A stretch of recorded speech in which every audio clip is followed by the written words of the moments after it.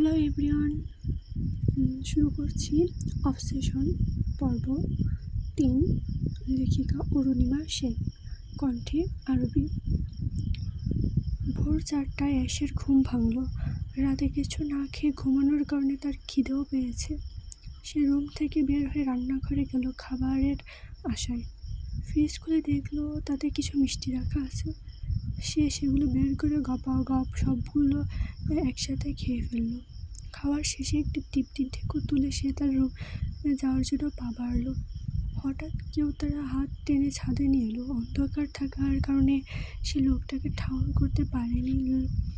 লোকটা এক হাতে তাকে ছাদে নিয়ে এসে ছাদের দরজা বন্ধ করে দিল। ছাদের আবছা আলোতে অ্যাশের সামনে দিয়ানের স্পষ্ট মুখশ্রী ভেসে উঠল। আপনি এখানে কেন এসেছেন? দিয়ান অ্যাশের কথার উত্তর না দিয়ে তার দিকে এগোতে থাকলো। আপনি আমার দিকে এগোচ্ছেন কেন? আমি কিন্তু এবার চিৎকার দিব। কথার উত্তর দিচ্ছেন না কেন? অ্যাশের কোনো কথাই যেন দিয়ানের কানে ঢুকছে না। সে এক পা করে অ্যাশের দিকে এগোচ্ছে আর অ্যাশ এক পা করে পিছোচ্ছে। এক সময় পেছাতে একদম ছাদের শেষ প্রান্তে পৌঁছে গেল। এখন আর পেছনে যাওয়ার কোনো উপায় নেই। দিয়ান এখনও তার দিকে এগোচ্ছে। দিয়ানের একেবারে তার কাছাকাছি চলে আসার কারণে অ্যাশ ভয়ে চোখ বন্ধ করে নেয়। হঠাৎ অ্যাশ তার পায়ের হাতের স্পর্শ পায়। সে চোখ খুলে দেখে দিশান তার পা ধরেছে। অ্যাশ এক ঝটকায় দিয়ানের সামনে থেকে পা সরিয়ে নেয়। কি করছেন দিয়ান ভাই? পায়ে হাত দিচ্ছেন কেন? দিয়ান কোনো কথা না বলে এখনো মাথা নিচু করে আছে।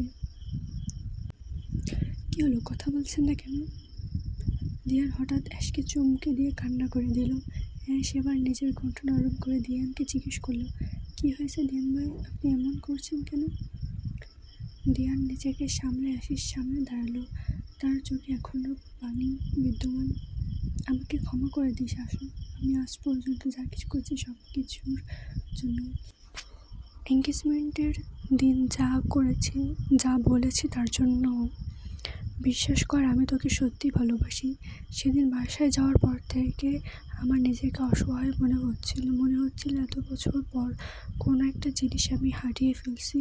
তারপরে তোর সাথে দেখা করার চেষ্টা করেছি, কত কথা বলার চেষ্টা করেছি, তোকে সবটা বোঝানোর চেষ্টা করেছি, কিন্তু তুই কিছুই বোঝার চেষ্টা করিসনি। আচ্ছা আশা, আমাকে কি আর একটাবার আর ক্ষমা করা যায় না? একটা সেই সুযোগ দেওয়া যায় না? আপনি যা করছেন তার জন্য আমি আপনাকে অনেক আগেই ক্ষমা করে দিয়েছি দিয়ান ভাই। আর যদি আসে সুযোগের কথা, তাহলে সেটা দেওয়া এখন আর সম্ভব না। ভালোবাসার মানুষকে হারানোর বেদনা কি সেটা আমি জানি। আমি আমার বোনকে ভীষণ ভালোবাসি। আমি চাই না সে তার ভালোবাসার মানুষের কাছ থেকে কোনো ধরনের আঘাত পাক। কিন্তু আমি যে আঘাত পেতে পেতে শেষ হয়ে যাচ্ছি, তার কি হবে আশা? আমি যে আমার ভালোবাসার মানুষকে ছেড়ে অন্য কারো হয়ে যাচ্ছি, দিলে দিলে নিজের ভালোবাসা শেষ হতে দেখছি, তার কি হবে? এটা হয়তো আপনার পাওনা ছিল দিয়ান ভাই। কথায় আছে না, সৃষ্টিকর্তা ছাড় দেয় কিন্তু ছেড়ে দেয় না। আপনার ভাগ্যে সৃষ্টিকর্তা আহিরি আপুকে লিখে রেখেছে হয়তো। আজকে আপনি আর আহিরি আপু দুজনে বিবাহের মতো একটি পবিত্র বন্ধনে আবদ্ধ হবেন। আমি আপনাদের জন্য আল্লাহর কাছে শুধু একটা জিনিস চাইবই, আল্লাহ যেন আপনাদেরকে ভালো রাখে। তুই ভালো থাকবি তো আমাকে ছাড়া? তুই কি আমাকে কখনো ভালোবাসিস নি? তুই কি আমাকে ভুলে যেতে পারবি? হয়তো ভালোবেসেছিলাম, কিন্তু সেটা ছিল আমার কৈশোরের প্রথম প্রেম। হয়তো সেটা ভোলা আমার পক্ষে সম্ভব না, কিন্তু সেটাকে পূর্ণতা দেওয়া অসম্ভব। একটা কথা আছে না, প্রথম প্রেম সবসময় ভুল মানুষের সাথেই হয়, আর প্রথম প্রেম কখনো পূর্ণতা পায় না। তেমনই হয়েছে আমার সাথে। আমার প্রথম প্রেম একটা ভুল মানুষের সাথে হয়েছিল। হয়তো আপনার জন্য এখন আমার মনে সামান্য আবেগ কাজ করে, কিন্তু বিশ্বাস করুন, আপনার জন্য এখন আর আমার মনে এক বিন্দু ভালোবাসা নেই। কথাগুলো কি তুই নিজের মন থেকে বলছিস? হ্যাঁ, তুই এখন আর আমার জীবনে নিজের জীবনে চাস না, আর আমাকে নিজের জীবনে চাস না, তখন আর আমি তোকে জোর করবো না। আমি হয়তো তোকে জোর করতে পারতাম, কিন্তু ভালোবাসার মানুষের সাথে কখনো জোর খাটে না। আজকে থেকে আমি শুধু একজনকে ভালোবাসি, সেটা হচ্ছে আহিরি।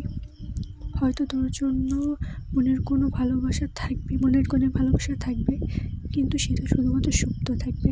তুই শুধু আমাকে একটা কথা দে। কী কথা?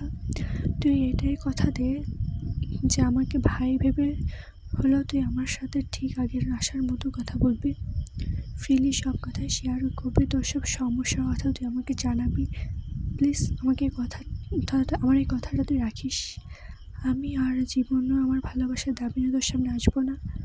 শেষের কথাটা বলার সময় দিয়ানের গলা কাঁপছিল। ঠিক আছে বলে অ্যাশ দিয়ানের দিকে তাকিয়ে একটু হাসার চেষ্টা করলো। দিয়ান অ্যাশের সম্মতি সূচক উত্তর পেয়ে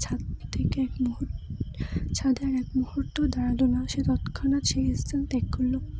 দিয়ান চলে যাওয়ার পরে অ্যাশ নিজের রুমে চলে আসলো।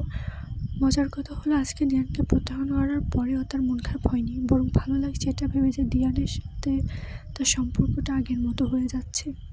হয়তো দিয়ানের তার প্রথম ভালোবাসা ছিল, কিন্তু অনেক আগেই সে তার উপর থেকে মুভ অন করে নিয়েছে। তাই তো আজকে দিয়ানের কোনো কথাই তার মনে প্রভাব ফেলতে পারেনি। সকাল থেকে বিয়ের তোড়জোড় শুরু। দুপুরে গায়ে হলুদ আর বিকেলে বিয়ে। বাড়িতে আত্মীয়রা আসতে শুরু করেছে। বাচ্চারা পুরো বাড়িতে দৌড়াদৌড়ি করছে। তো শব্দের মধ্যে অ্যাশের বিছানায় শুয়ে থাকতে পারলো না। সে বিছানা থেকে উঠে ফ্রেশ হয়ে নিচে নামতে গিয়ে তার চোখ পড়ল ড্রয়িং রুমের সোফাতে তার ফুফি শিউলি বেগম আর তার মেয়ে লিলি বসে আছে।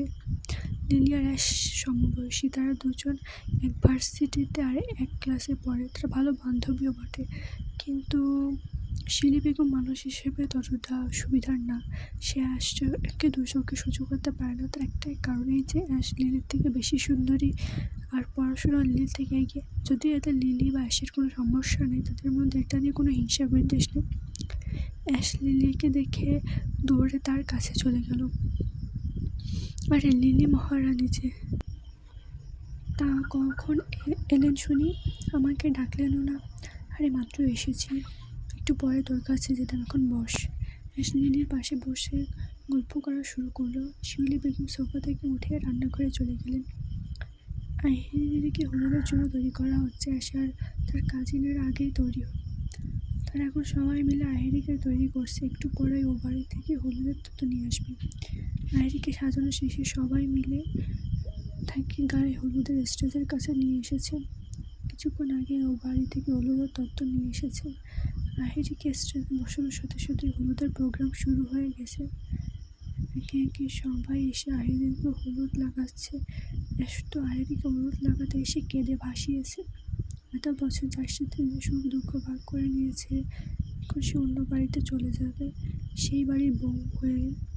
চাইলেও আর এ বাড়িতে তার সাথে থাকতে পারবে না, এটা ভেবেই সে কান্না করে ভাসিয়েছে। সবাই মিলে অনেক কষ্টে তাকে থামিয়েছে। লিলি তো মজা করে তার গালে এক খাবলা হলুদ লাগিয়ে দিয়েছে।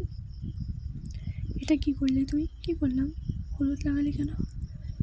যেন তোর বিয়েটা তাড়াতাড়ি খেতে পারি, তাই লাগিয়েছি। মানে কেন তুই জানিস না, বই লাগানো হলুদ যদি কোনো অবিবাহিত মেয়ের গায়ে লাগানো হয় তাহলে তারও বিয়ে তাড়াতাড়ি হয়। এটা বলে লিলি হাসতে থাকলো। এসব কুসংস্কার হতেই পারে, আবার নাও পারে। এটা বলে আবারও অ্যাশের গায়ে হলুদ লাগিয়ে লিলি দৌড় দিল। অ্যাশও হলুদের বাটি নিয়ে লিলির পেছনে দৌড়াতে থাকলো।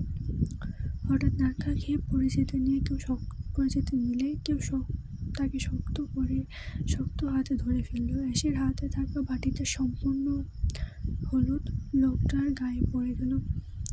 অ্যাশ ঠিকঠাক মতো দাঁড়িয়ে সামনে থাকা লোকটাকে সরি বলতে লাগলো। ভালো করে দেখতেই সে বুঝতে পারলো এটা আজলান। হলুদে পুরো মুখ ঢেকে গেছে, তাই প্রথমে চেনা যাচ্ছিল না। অ্যাশ আজলানকে দেখে অনেক কষ্টে তার হাসি আটকে রেখে বলল, সরি, আসলে আপনাকে দেখতে পাইনি। আজলান ইটস ওকে বলে সেই স্থান দ্রুত ত্যাগ করলো। আজলান চলে যেতেই শর্ট হাসি দিয়ে উঠল। এতক্ষণ অনেক কষ্টে সে তার হাসি থামিয়ে রেখেছে। যতই হোক তার ভুলের জন্য আজলানের ওই অবস্থা হয়েছিল, তাই তার সামনে দাঁড়িয়ে তো আর হাসা যায় না। অ্যাশকে হাসতে দেখে পুতুল অ্যাশের কাছে আসলো। কি হয়েছে, এত হাসছিস কেন?